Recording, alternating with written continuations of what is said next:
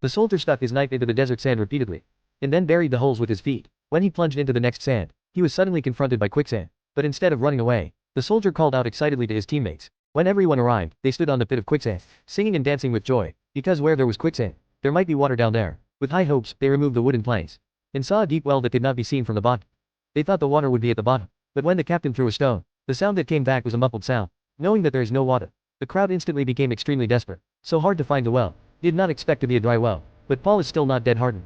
In the teammates, to help him carefully climb to the bottom of the well, the moment he landed on the ground, it is true that all the sand inside. Paul was angry instantly on the head, just when he wanted to return to the ground, but unexpectedly touched the wet wall of the well, so he followed the wall down, to find that the stone side of the water is really dripping. Finally found a source of water. Paul was very excited. He rushed to notify the teammates above. The other heard immediately from his pocket out of the metal box, and then did not hesitate to throw it down. In order not to waste the precious water, Paul poured the water on his right hand, and then used his feet to move the metal box to a position within his reach, and then poured the water into the metal box. Knowing that the box would soon be full, he asked his teammates to throw down a few more containers. Once he had the container, filled it with water and licked up the excess on his hands.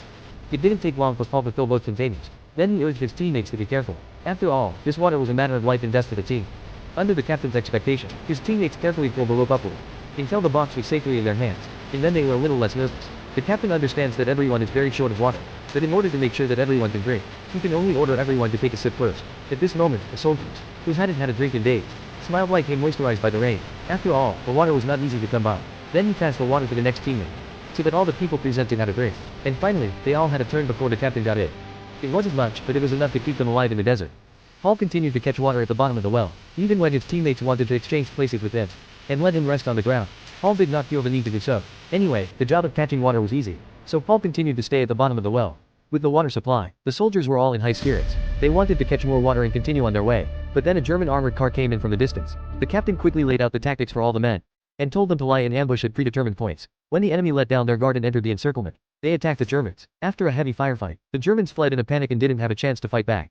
Then they managed to capture 2 German soldiers. The captain realized that he had a chance to get some information from them. In order to get the other side of the information, the captain immediately asked his companions to bring drinking water, and then poured out a small cup of water, and stood in front of the German soldiers to drink. A sip of this can be the other side of the mouth to see the dryness of the tongue. The captain then acted as if he was very angry and poured out the remaining half of the glass of water, which made the German officer thirsty.